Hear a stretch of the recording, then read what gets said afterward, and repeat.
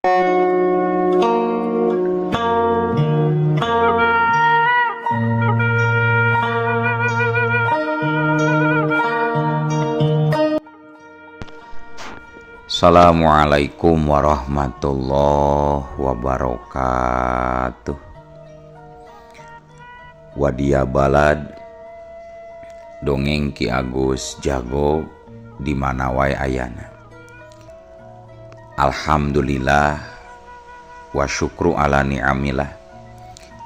Kalayan diwuwuh ku qabul anu maha agung, dibarengan ku pangijabah anu maha kawasa, diiring ku kadeudeuh kanyaah Gusti anu maha suci. Urang ayeuna dugi kadanget ayeuna masih keneh tiasa ditepang dangukeun deui dina acara anu matuh kamemet urang sadayana. Nyatana dina pagelaran dongeng Sunda jejer carita Nyi Klet ayeuna bagian anu ka 31 nanya pamiarsa. Ieu dongeng mangrupikeun buah karyana Kang Rudiansah ti Palihan Leles Garut.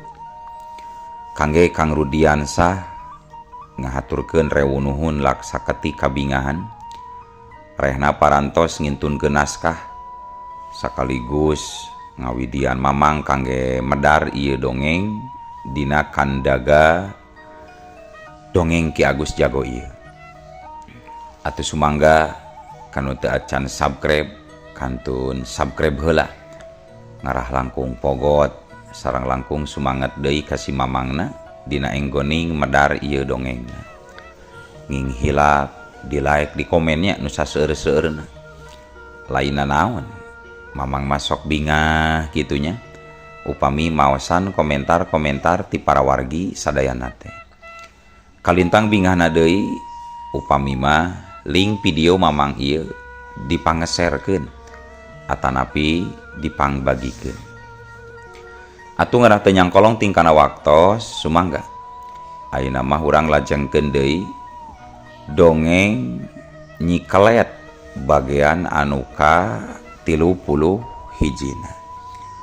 Kumaha salajengna sorot cikopina, betot simutna, pagan heula tali kolorna, bisi morosot, merezel, morozol, uzel-uzelan di tengah jalan. Tumpak dung dung des.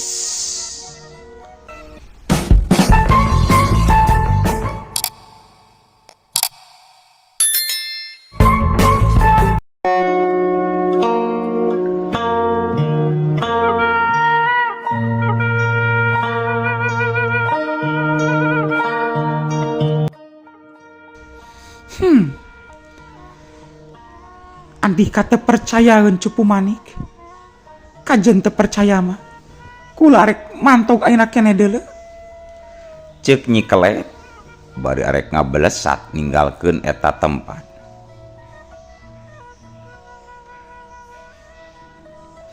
Ngan orokaya Cupu Manik anu mungguh geus asa diheureuikeun ku Nyi Klet, harita langsung ngabelesat nimbankeun panarajangna.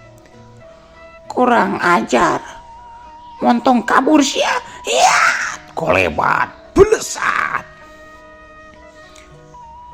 Nyi Klet teh memang arek kabur lantaran moal kuateun mun kudu tarung jeung Cupu Manik. Tapi kusabab ditarajang akhirna teu labas kaburna teh. Kapaksa kudu ngalayanan kana karep jeung kahayang Cupu Manik. Daya panarajang Cupu Manik memang ngabahayakeun. Suhus kolebat belesat. Nyi Klet nyobaan ngimbangan daya serang musuh. Hiuk ramo-ramo leungeun Cupu Manik ngarah kana genggerong lawan. Suhus plak-plak keduk des des cerjeg. Dina hiji kasempetan anu hade, dua sumber kekuatan terus bantrok ngaliwatan leungeun masing-masing serta tumerapna terus pating jarik jeung duanana. Nyi Klet sanya nama dadana ngacenghak nyeri, tapi teu ditembongkeun ka musuh. Siut belesat kolebat. Cupu Manik tembong geus ngabelesat deui narajang ka Nyikelet. TTJ suku katuhuna ngancam iga burung musuh. Tapi Nyikelet teu mikeun iga burungna kudu kabeunangan ku tajongan musuh mah. Gentak jingkrak kagigir. Set kolebat plos. Kurang ajar. Ya belesat kolebat. Cupu Manik jadi gemes jeung panasaran. Dumes sabaraha kali panarajangna taya nu mampu keuna kana sasaran. Harita Cupu Manik ngabelesat deui ngarangseg musuh. Nyikelet sakuat tanaga masih mampu ngimbangan daya panarajang lawan. Sabandarna Nyikelet rumahu dina jero hatena mah. Sabab dirina sadar keur nandangan tatu di jero, lambat laun pasti bakal kadese. Satekah pola Nyikelet ngajaga diri sarta hayang di pihak anu unggul. Nyikelet nyobaan harita males narajang ngagunakeun geter kekuatan musuhna. Hiu wuksong jumrot. Aduh. Panarajang Nyikelet memang bisa keuna kana sasaran, tapi gede pangaruhna kana tatu di jerona. Lamun keur nandangan tatu di jero, Nyikelet moal bisa ngagunakeun ilmu sakuma mistina. Ilmu pancasonana moal sampurna digunakeun. Cupu Manik merhatikeun kaayaan lawan. Dua sukuna bet jiga anu ngageleter tepati kuku. Andika kunaon Suryati? Jiga anu teu panceg itu tangtungan teh deuleu. Nyikelet rumahu akhirna kapanggih kayan dirina ku musuh. Cilaka, aing kanyawan ku musuh. Aing kudu bisa kabur tibatan cilaka. Nyikelet anu hayang bisa kabur teh eta tempat akhirna ukur bisa rumahu. Maneh keur nandangan tatu Kelet. Sakedeung deui rubuh sia ku diri aing. Ulah jumawa Andika Cupu Manik. Modar sia kurang ajar. Hiat belesat kolebat. Nyikelet ayeuna ngolebat miheulaan maju narajang embung kapiran abar ku musuh.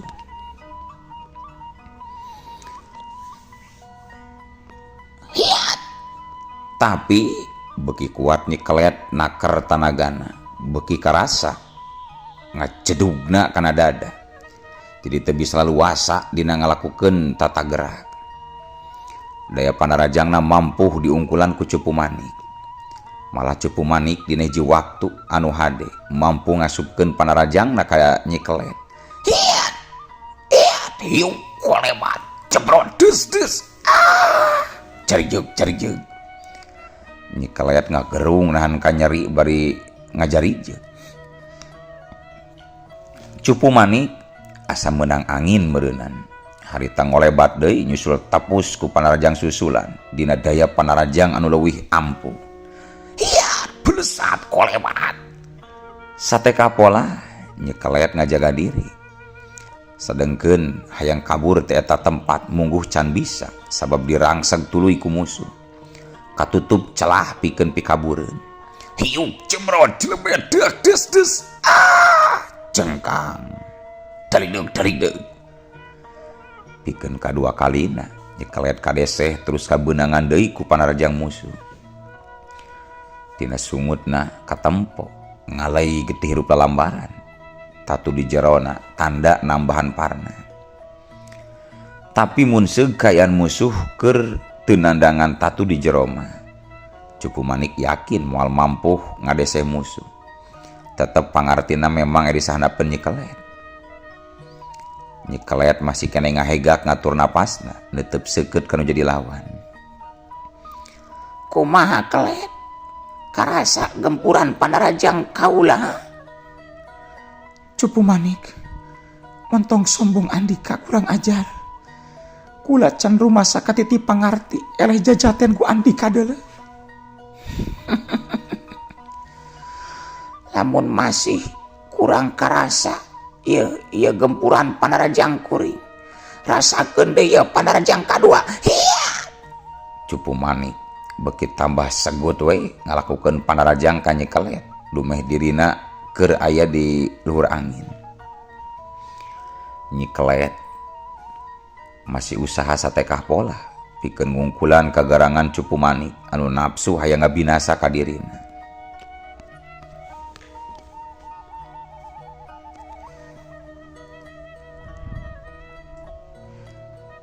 Nyi Kelet kakala karita ngaranapan teter kudu jadi musuh nepikeun ka utah getih.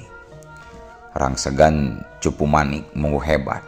Nyi Kelet kot katiba baranting mangsa nyingkahan jeung ngungkulan kagarangan serangan musuh. Tetenjewanana mimiti ranyai kararoneng. Malah matakeun jurus-jurus oge geus teu pati ngajalur. Sarta kajadian saterusna Nyi Kelet geus teu mampu deui ngabendung jeung nyingkahan panarjang musuh. Waktu digempur dadana kabeh geuna kana sasaran. Dua cekuk cemrot celebet des cengkang koleang gedebu. Nyi Kelet akhirna terus rubuh maring lemah. Bari tina bibirna nyebrot getih hirup lalambaran. Terus ngabulai mapai gado. Nyi Kelet mun seug can masagi pangartina beureunan teh tadi oge bakal ajal binasa ku Cupu Manik. Satutasna dengan tatu di jero alatan tarung ngalawan si Juba Bodas. Cupu Manik kadenge nyikikik seuri ngumbar rasa kasukana. Dumeh musuh tetela bisa tur mampu dirubuhkeun ku dirina. Cupu Manik jadi boga kayakinan kusakali narajang deui musuh geus pasti bakal binasa ku leungeunna.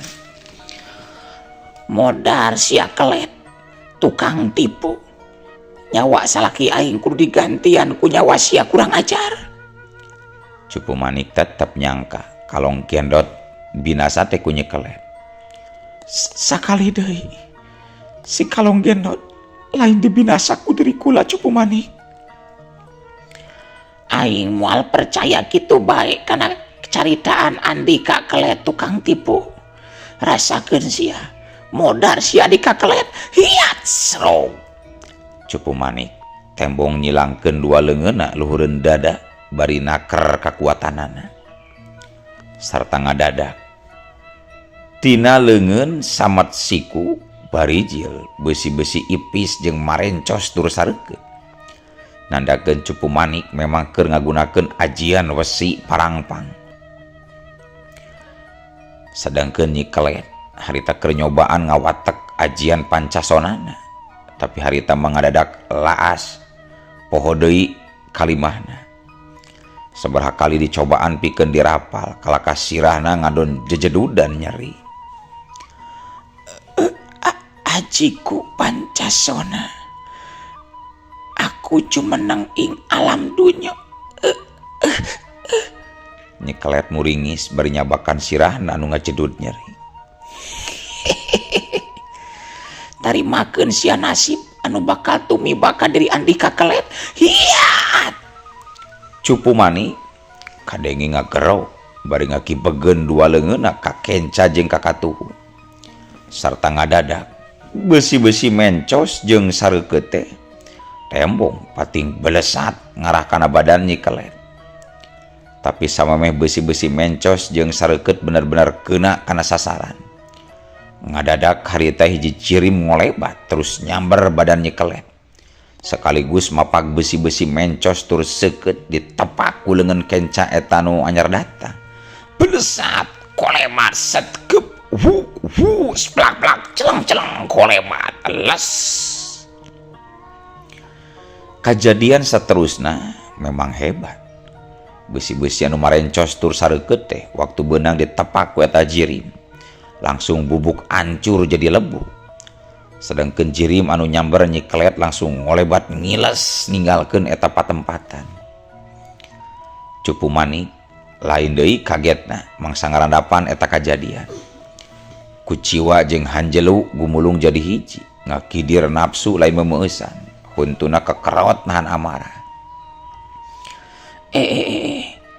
Nasaha anu geus kumawan ilu biung kana urusan aing. Di podaran sia ku aing kurang ajar. Hiat kolebat belesat.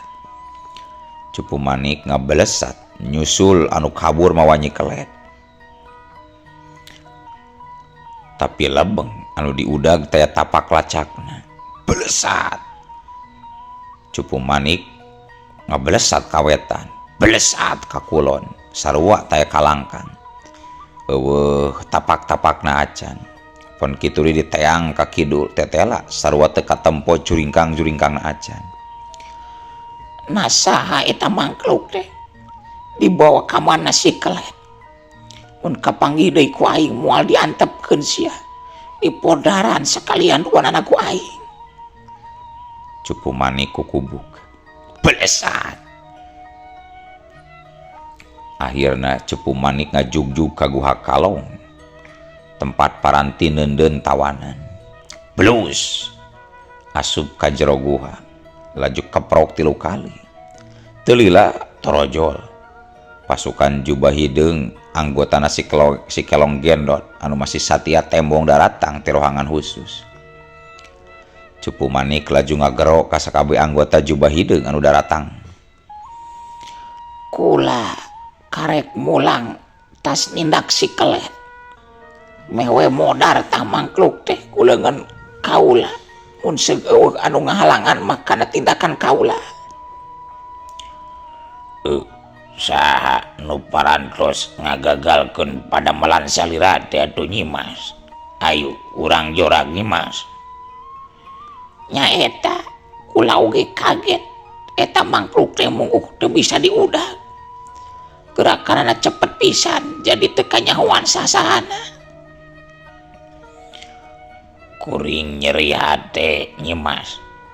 Pamingpin diperenan ku Nyi Kelet.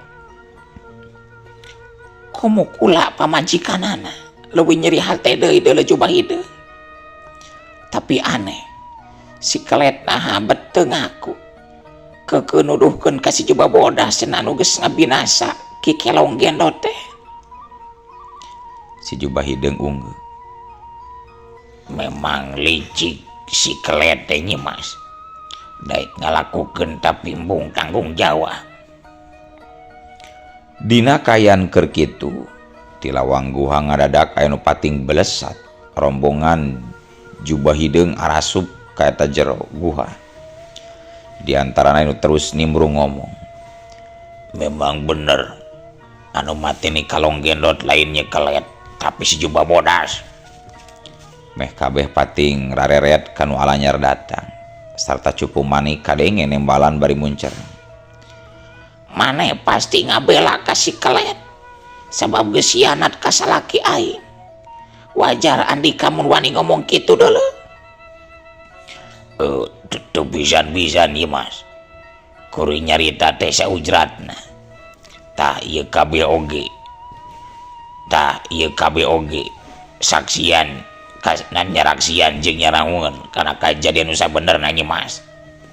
Si Jubah Hideung patalukannya Kelet harita ditunjuk ka batur-baturna nu langsung arunggeuk meh bareng ngabenerkeun kana caritaan si Jubah Hideung anu ngomong bieu. Cupu Manik tembo ngawuleng ngaraga meneng mikir-mikir jeung nimbang-nimbang kana caritaan si Jubah Hideung. Kajurung kurasa kapanasaran ok harita Cupu Manik tumanya. Mun bener kitu kanyataanana, di mana jeung iraha lumangsungna eta kajadian deuleu Jubah Hideung? Tanya Cupu Manik. Boy kamari kajantenana teh Nyimas. Dasar pamimpin atuh ngadon ngagoda awewe di golongan manusia. Terus dikoromeo, dipaksa, rek dipirusa. Kudu daek ngalayanan kana kayang nafsuna Ki Jubah Gendot. Ari pek dihalangan tindakan anak si Jubah Bodas. anu ngaja datang nulungan eta awewe nepi kaderna tarung ijen jajaten anggeus-anggeusna sarta pamimpin anu eleh jajaten tug nepi ka hanteuna sirahna buntung. Eta kajadian teh timiti tug nepi ka anggeusna kukuring sabatur-batur di Bandungan. Jadi bener tak ceritanya keleten teu salah Nyimas. Lamun nya kitu kajadianana, kunaon maraneh bete ngabantu ka salaki kaula? Cupu Manik mencerong seukeut ka si Jubah Hideung. Dikitukeun mah meh kabeh jadi jarempe teu ngaromong deui, ngarumasakeun salah. Geuleuyeung Cupu Manik leumpang ngadeuketan. Hiu plak-plak, celebet. Aduh, Si Jubah Hideung jeung anak buahna di tampilingan hiji-hiji ku Cupu Manik. Ampun Nyimas, ampun. Kuring sakabe ulah ditindak. Tapi Andika sakabe memang kudu ditindak deuleu. Bungan salaki aing anu keur nyang harepan musuh bet diarantepkeun teu ditulungan. Tapi kula hayang nyaho heula. Wano jamana anu digoda ku salaki kuring teh kamari. Saha ngaranna jeung urang mana? Di mana tempat lumuk matuhna deuleu? Sahanya mun telepat mah katelahna teh Bu Intan urang desa Mekarjaya Kidung Banawi Nyimas. Oh, kukula arek disusul ayeuna keneh kalembur namun bisa. Arek dipaehan ku aing. Bungan gara-gara manehna salaki aing nyeleweng terus paeh ku si Jubah Bodas. Bari naon hubunganana si Jubah Bodas jeung eta awewe cenah? Mohon mangga Nyimas pada disusul mah. Tapi pami Bu Intan anu ditindakna kumaha engke si Jubah Bodas munindak ka urang Nyimas. Kurang ajar. Mentong mapatahan ka aing sia. Maneh kabeh sakalian tetep hianat. Tur tetep kudu ditindak. Ulah asa boga jasa sia. Aduh Nyimas ulah ditindak kuring sadayana. Sababan geus dibejaan nu sabenerna ku kuring.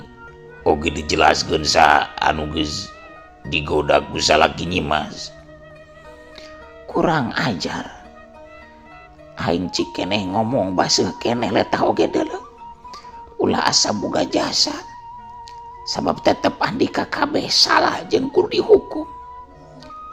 Kula teu miharep dina waktu nu bakal datang aya deui pengkhianat di ieu tempat deuleu.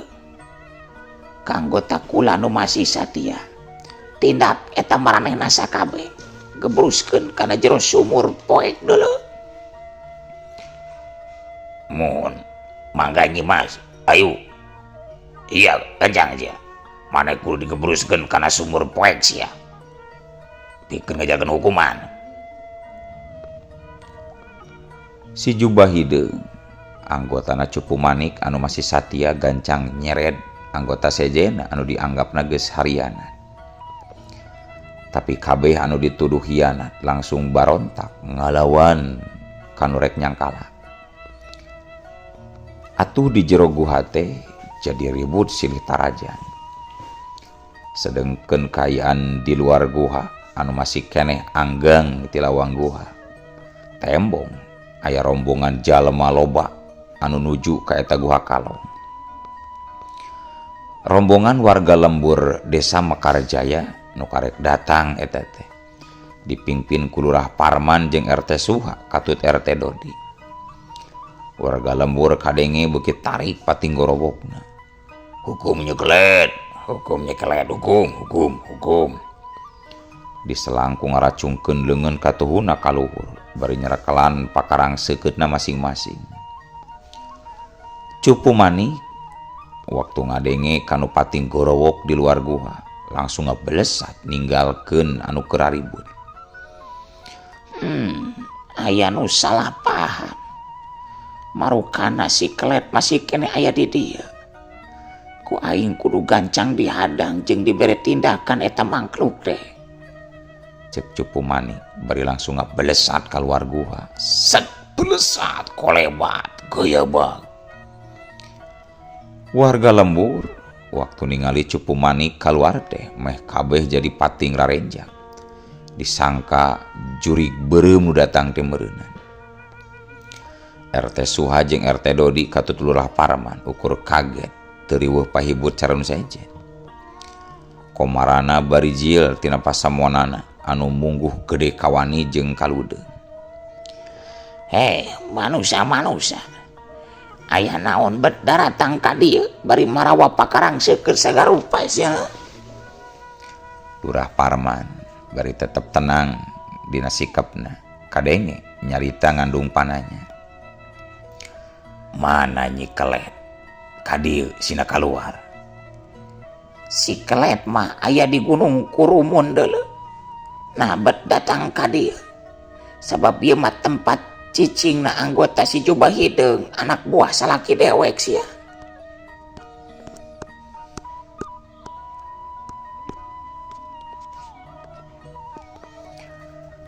Wanohkeun kuring Lurah Parman datang ka dieu ngan sakadar arek ngusut hiji kajadian. Nyi Kelet geus ngiwat warga lembur ngaliwatan leungeun si Jubah Hideung.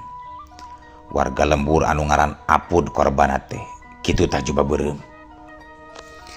Oh, kula memang ningali aya bugang jelema di jero rohangan khusus. Teu nyaho kula teh anu geus ngabinasana saha.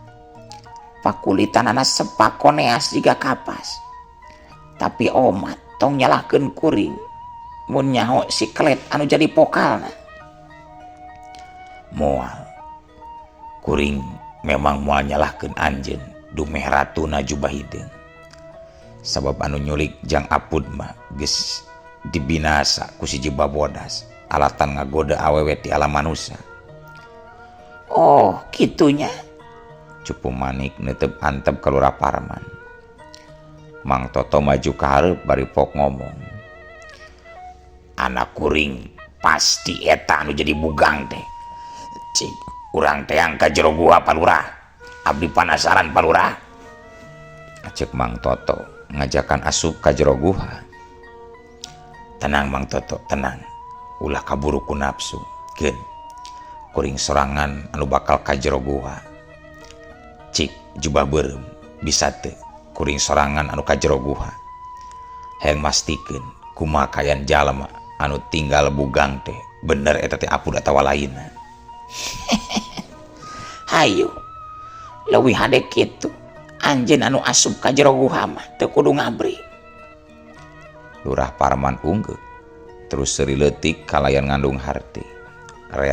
Ngareret ke RT Suha jeung RT Dodi pok nyarita. Mi HP warga lembur Pak RT. Mangga Palurah, mangga Palurah, sing hati-hati, sing percanten. Warga lembur di dia bakal aman Palurah. Gancangna carita, Lurah Parman geus asup ka jero guha nuturkeun Cupu Manik. Di jero guha geus lowong ku nu talarung.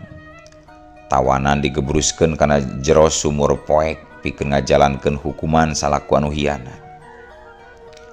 Jog anjog Lurah Parman jeung Cupu Manik karohangan khusus. Tembong anu ngacepat dina luhur batu nemprak satengah buligir. Jang Apud memang geus jadi korban pamuas nafsuna Nyi Kelet. Saripati dina sakujur badana disedot ku kaanehan elmu Nyi Kelet. Cupu Manik netep seukeut ka Lurah Parman tur tembus kana batin Lurah Parman. Cupu Manik bisa ningali kana tangtungan Lurah Parman nalika make jubah bodas. Ayeuna eta layon teh arek dibawa ku kuring jubah beureum. Kumaha? Moal kabeuratan. Soal layon mah pek teh teuing arek dibawa moal oge. kuring moal kaberatan dulu. Tapi kuring bisa ningali karena kayaan anjeun anu sabenerna. Anjeun memang pinter nutupan jati diri nu sabenerna di hareupeun warga lembur. Kuring oge sarua ningali kana kayaan anjeun nu sabenerna. Nyidem amarah serta dendam ka si jubah bodas. Kade ulah nyangka kuring jalmana. Meureunnan aya duaan deui nya batur anjeun teh anu ngalakukeunana. Lain eta deui jalmana oge. Tapi salakina teh eta wanoja anu digoda ku salaki anjeun. Jadi Andika tong coba-coba ngaganggu dumasar tina perasaan dendam bisi cilaka. Paroman Cupu Manik tembong rada robah. Anjeun ngancam ka diri kula. Ngarasa hebat jadi si jubah bodas wani ngancam ka diri kula. Lurah Parman nembalan deui bari seuri leutik. Leungeunna ngodok saku calanana. Gorel. Sapu tangan bodas dikaluarkeun laju dibeungkeutkeun kana tarangna. Kejadian saterusna memang aneh. Lurah Parman sanggeus meungkeut tarangna ku sapu tangan bodas. Wujudna robah jadi si jubah bodas. Tapi tina kayaan keur kitu. Na atuh ari ujug-ujug. Elo. Waktosna kabujeng seep wadia balad dongeng Ki Agus Jago. Keun atunya. Ye dongeng teh urang cekapkeun we dugi ka dieu. Insyaallah enjing pageto baris dilajengkeun deui. Atuh kukitu kukieuna mamang saja amit mungkur amit mundur ti payuneun para wargi sadayana. Hayu ah. Assalamualaikum warahmatullahi wabarakatuh.